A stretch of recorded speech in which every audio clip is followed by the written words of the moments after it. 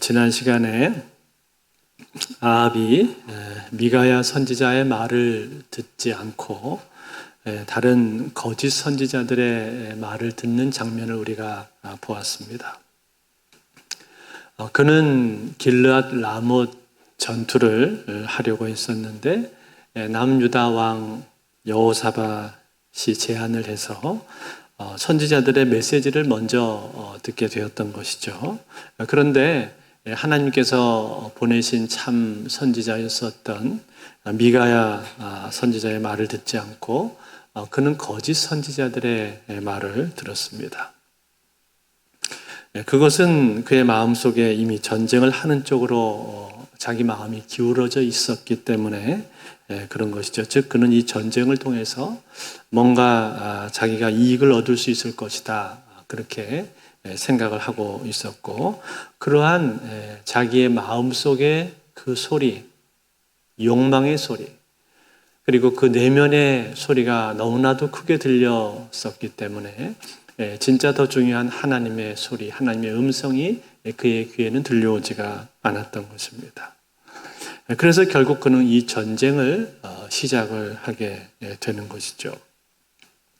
그리고 오늘 우리가 읽은 이 본문에 보게 되면 이제 아합이 남유다의 왕이었던 여호사밧과 함께 동맹을 맺고 길르앗 라못으로 전투를 하러 출정하는 장면이 나오고 있습니다. 그런데 여러분, 오늘 이 본문을 우리가 보게 되면 이 전투를 시작을 하면서 아합이 한 가지 특이한 행동을 하는 것을 우리가 보게 되죠. 그것이 무엇입니까? 왕복을 입지를 않는 것입니다. 오늘 30절에 나오는데 이렇게 돼 있어요. 이스라엘의 왕이 여호사밧에게 이르되 나는 변장하고 전쟁터로 들어가려 하노니 당신은 왕복을 입으소서 하고 이스라엘의 왕이 변장하고 전쟁터로 들어가니라. 자, 지금 싸움을 시작하려고 하는데 이 아합이 이 남유다 왕 여호사밧한테 뭐라고 말을 한 거죠? 자기는 옷을 변장하고 전쟁터로 들어가겠다, 그렇게 말을 한 거죠. 변장한다는 말이 무슨 말입니까? 왕복을 입지 않겠다, 그 소리예요. 왕복을 입지 않는다. 보통 전쟁을 하게 되면은 지휘관은 지휘관 복장을 하게끔 되어 있습니다. 그래야 자기 밑에 군사들이 지휘관을 금방 알아보고 위기 상황에서 정신이 하나도 없는데 지휘관이 뭐 전진 앞으로 하면 앞으로 가고 퇴각하라 그러면 빨리 퇴각하고, 그렇게 지휘관의 복장이 딱 눈에 띄게 보통 되어 있는데, 그런데 이 아합이 지금 어떻게 하겠다고 말을 하는 거예요? 자기는 왕복을 입지 않겠다, 그렇게 말하는 거죠. 왕복을 입지 않으면 뭘 입겠습니까? 일반 병사들하고 똑같은 옷을 입겠다, 그렇게 지금 얘기한 거예요. 여러분, 지금 아합이 전쟁을 하면서 이렇게 말을 하고 있는 이유가 무엇입니까? 그것은 두려웠기 때문이죠. 마음이 두려운 거예요. 혹시라도 이 전쟁에 나갔다가 내가 죽게 되지는 않을까 하는 두려운 마음이 그의 마음속을 엄습해 온 것입니다. 그 두려운 생각이 든 이유가 무엇일까요? 그것은 바로 얼마 전에 들었던 미가야 선지자의 예언 때문에 그랬을 것입니다. 미가야가 말을 했잖아요. 이스라엘의 목자가 사라지게 될 것이고 백성은 흩어지게 될 거다. 그런 예언을 미가야가 했었단 말이에요. 그 말을 듣고 지금 마음이 두려운 것입니다. 그래서 변장을 하고 있는 거예요. 여러분 한번 생각을 해보세요. 진짜 이 사람이 두려웠다면 어떻게 해야 되는 겁니까? 전쟁을 안 해야 되는 거죠. 전쟁을 안 하면 그만인 거예요. 진짜 이 미가야가 전한 메시지가 하나님의 뜻이었다라고 생각을 한다면, 하나님 말씀이었다고 그가 믿었다면 전쟁을 안 나갔어야 되는 겁니다. 그런데 지금 아합은 어떻게 하고 있는 겁니까? 전쟁을 하려고 하는 거예요. 전쟁은 전쟁대로 하고 그러면서 어떻게 하면 살까, 그 방법을 지금 궁리를 하고 있단 말이에요. 즉, 이 아합의 마음속에는 미가야 선지자보다는 다른 선지자들의 말이 맞겠지라는 생각을 하고 있는 것이고, 사실은 그 마음속에 깊은 곳에 있는 중심은 무엇입니까? 그 마음속에 있는 중심은 자기 생각대로 하고 싶은 겁니다. 자기의 마음속에 있는 욕망대로 가고 싶은 거예요. 근데 두려워요. 그렇게 하고 싶은데 두려워요. 만에 하나 미가야의 말대로, 미가야의 말이 진짜 사실이면 어떡하지? 그 선지자가 좀 유별나긴 하지만 그래도 강직한 선지자인데 그 사람 말이 진짜 옳으면 어떡하지? 그런 마음속에 두려움이 엄습해 오는 겁니다. 그래서 이 아합이 생각해낸 묘책이 무엇인가? 그 묘책이 바로 옷을 갈아입어야 되겠다. 이러한 생각을 했단 말이에요. 옷을 일반 병사들이 입는 옷하고 똑같이 내가 입고 나가야 되겠다. 그래서 최대한 적들의 눈에 띄지 말아야지 이런 생각을 하게 된 거죠. 그렇게 하면 내가 옷을 그렇게 입고 나가면은 이 전쟁 가운데서 큰 문제 없이 별 탈 없이 지나갈 수 있겠지. 그런 생각을 한 거죠. 말하자면 인간적인 꾀를 지금 쓰고 있는 겁니다. 그렇게 하면서 자기는 그렇게 하면서 이 유다 왕한테는 뭐라고 말을 했습니까? 당신은 왕복을 입으소서 이렇게 말했단 말이에요.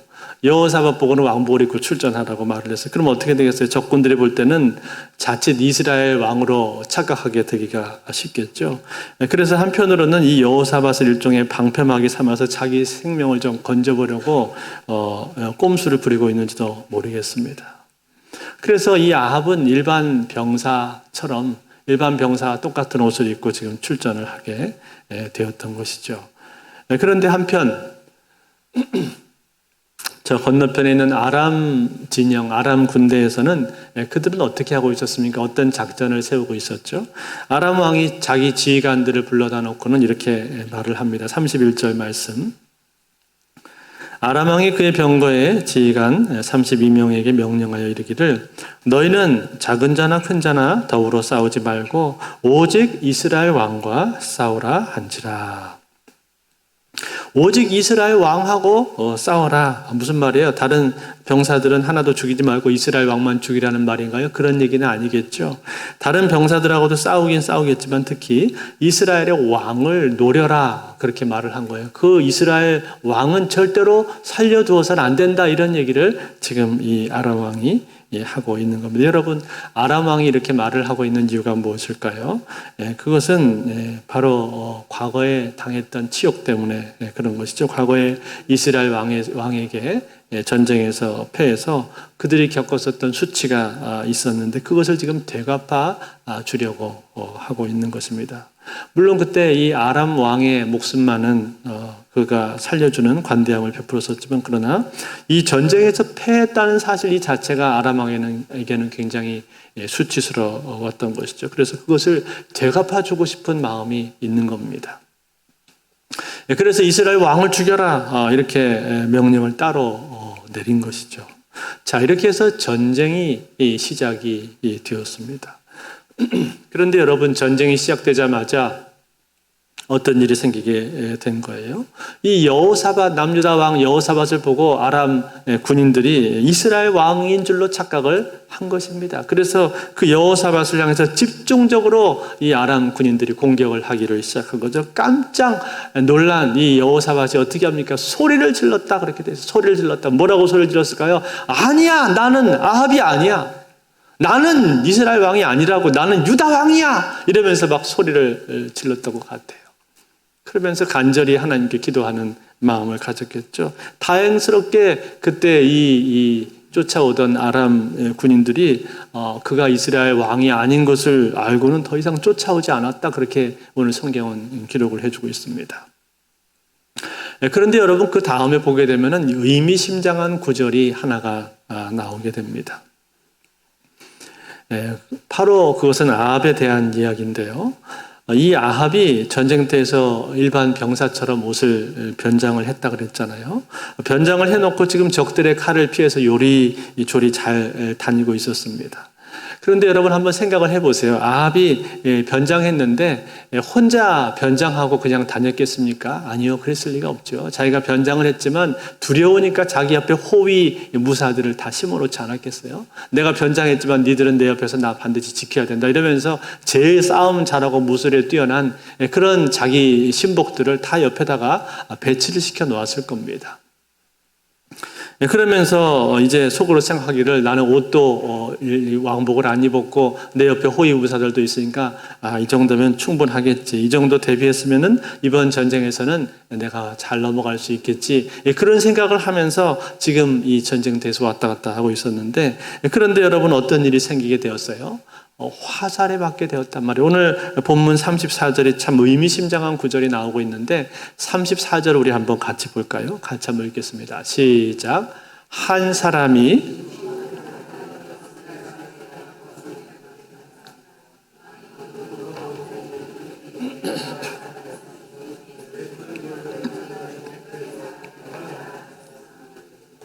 자, 어떻게 된 거예요? 이 아합이 화살에 맞았다. 그렇게 얘기를 하고 있죠. 그런데 여러분, 하필 어디를 맞았습니까? 갑옷 솔기에 맞았다. 그렇게 말했죠. 이 솔기라는 것은 뭐냐면은, 본래 이 갑옷은 철제로 만들어져 있어가지고, 이 철제 갑옷이 자기 몸의 주요한 부위들을 다 보호하도록 그렇게 되어 있는데, 철제와 철제 사이를 연결하는 부분을 솔기라고 말을 합니다. 연결 부위란 말이에요. 그런데 이 화살이 어디로 뚫고 들어온 거예요? 하필이면 갑옷에 맞지 않고 그 연결 부위에 있는 솔기를 뚫고 들어오게 되어 있다 이 말이에요. 그러니까 어떻게 됐겠습니까? 치명상을 입게 되었던 거죠. 마음이 다급해진 이 아합 왕이 자기 옆에 있는 병거에 있는 부하들한테 빨리 나를 피신시켜라 말을 했습니다. 그렇지만 어떻게 되었습니까? 그는 결국 이 맹렬한 전투 현장을 빠져나가지를 못합니다. 너무 싸움이 치열했던지 빠져나가지를 못하고 그만 이 전쟁터에서 죽고 말죠. 아합이 죽는 장면에 대해서 오늘 성경은 이렇게 묘사해 줍니다. 35절 말씀해 보시면 이날에 전쟁이 맹렬하였으므로 왕이 병거 가운데에 붙들려 서서 아람 사람을 막다가 저녁에 이르러 죽었는데 상처와 피가 흘러 병거 바닥에 고였더라. 무슨 말입니까? 피를 너무 많이 흘렸다는 거예요. 출혈을 너무 많이 해서 빨리 거기서 빠져나와서 상처 부위를 지혈하고 그리고 치료를 받았어야 됐는데 너무나 싸움이 맹렬하게 진행이 되다 보니까 거기서 피하지를 못하고 그만 죽게 되었다라고 말을 해주고 있죠. 그리고 나서 이 아합의 시신을 사마리아 성에다가 매장했다 그렇게 말해 줬는데 그런데 여러분 이 매장하는 과정 가운데서도 오늘 성경에서 중요한 구절을 하나를 말씀해 줍니다. 그게 뭔가 하니 38절인데요. 38절도 우리 한번 같이 읽겠습니다. 시작. 그 병거를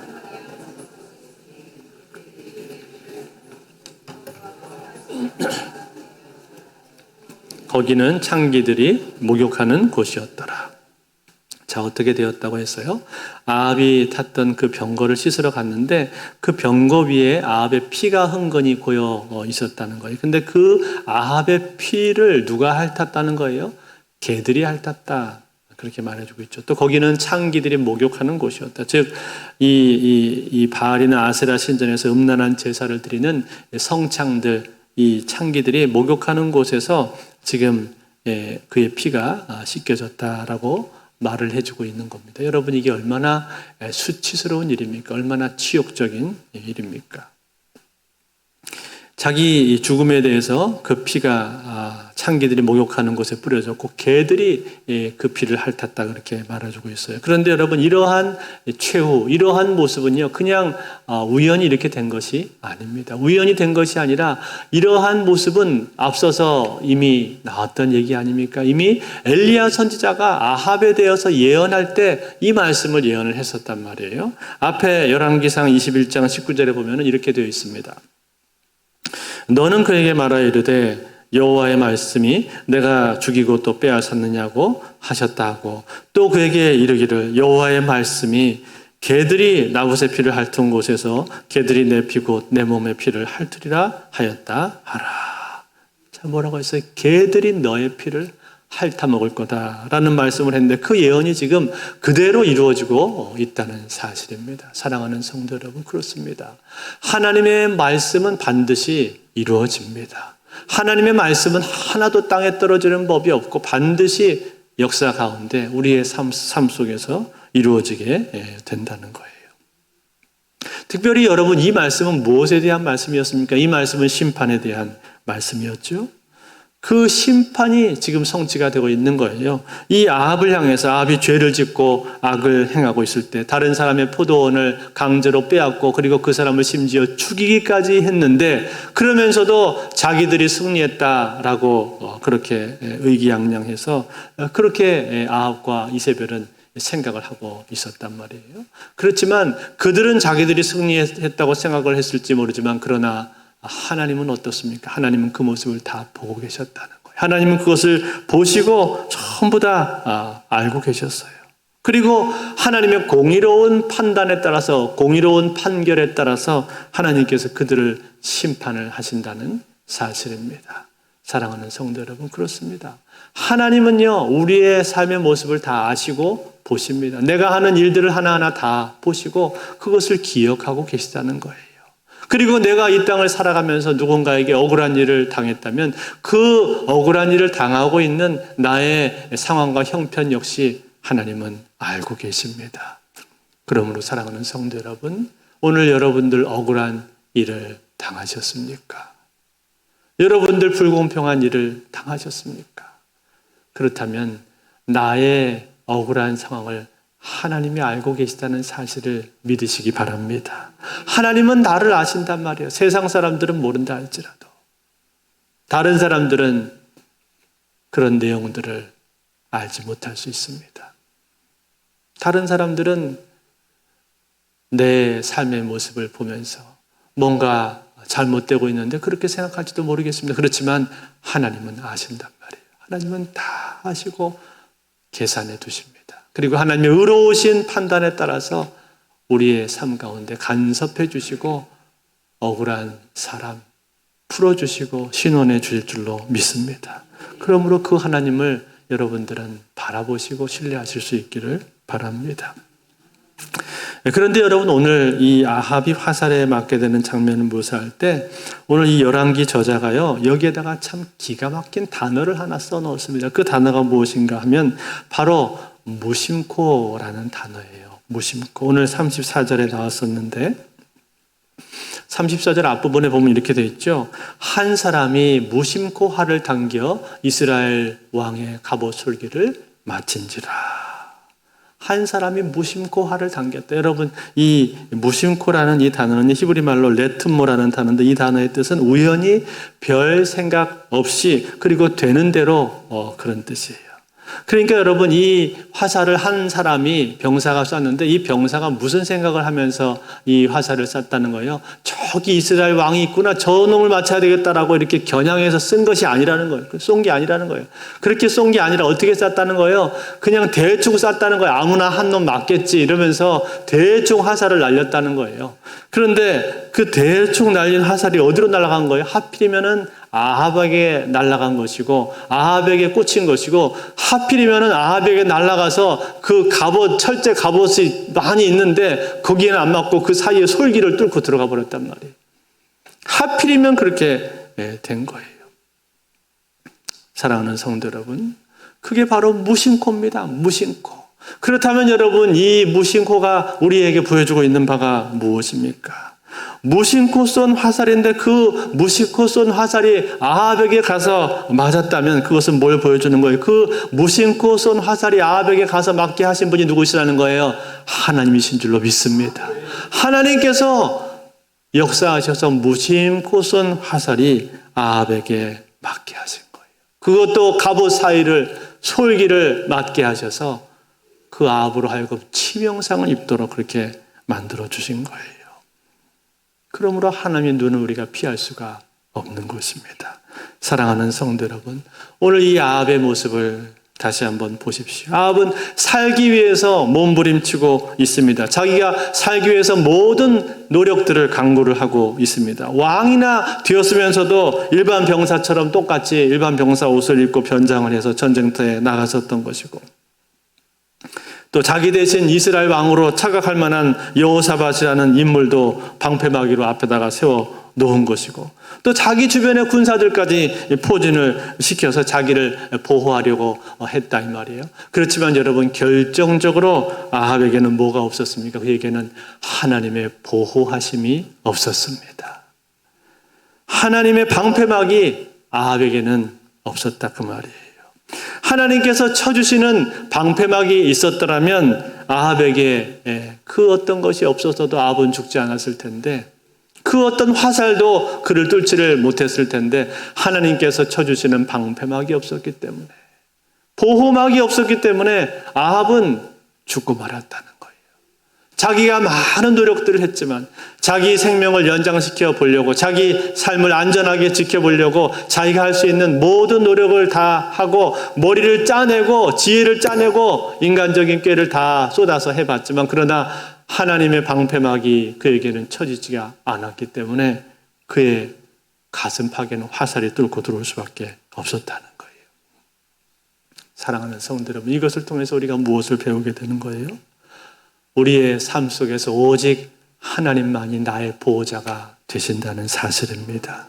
나를 지켜주실 수 있는 유일하신 분이 누구십니까? 그분은 하나님밖에 없는 줄로 믿습니다. 하나님이 나를 지켜주지 않으면 내가 아무리 내 힘으로 나를 지키려고 한들, 내가 아무리 내 삶을 지키려고 한들 내 삶은 유지되기가 어려운 거예요. 저희 둘째 아이가 어렸을 적에 자동차에 한번 친 적이 있어요. 킥보드를 타고 아파트에서 달리고 있었는데, 내리막길을 한참 달리고 있는데 갑자기 옆에서 자동차가 들이받는 바람에 붕 날아갔습니다. 또 한 번은 제 차에 타려고, 뒷좌석에서 타려고 이렇게 하고 있는데 문을 열고 타는데 어떻게 제가 탄 줄 알고 뒤로 후진하다가 바퀴에 발이 한번 깔린 적도 있어요. 다행히 크게 다치지를 않아서 병원에 오래 있지 않고 괜찮아서 너무나 참 다행이었습니다만, 그런 일이 있었어요. 저희 둘째 아이한테. 그런데 그 후로 제 마음속에 어떤 생각이냐면, 둘째 아들이 밖에 나가면 좀 불안합니다. 얘가 혹시나 다치지 않을까 하는 생각이 들어요. 그래서 걱정도 되고 하니까 자꾸만 제가 얘를 이렇게 태워주게 돼요. 걸어갈 수 있는데도 태워주게 되고 하는 이유가, 혹시 다치면 어떡하지? 그런 생각이 제 마음속에 있단 말이죠. 그렇지만 여러분, 저희 아이가 앞으로 평생을 사는데 제가 맨날 이 아이 옆에 붙어 있을 수 있습니까? 그럴 수 없잖아요. 아니, 제가 붙어 있다고 한들, 제가 차로 태워준다고 한들 이 아이가 안전하다는 게 보장이 됩니까? 아니잖아요. 제가 차로 태워줘도 이 아이는 다칠 수 있는 겁니다. 제가 노력을 한다고 해서 이 아이가 건강하고 안전한 게 아니라는 거예요. 이 아이의 안전은 누구에게 있어요? 하나님 앞에 있는 줄로 믿습니다. 하나님의 손에 있는 줄로 믿습니다. 하나님이 지켜주셔야만 아이가 안전할 수 있는 거죠.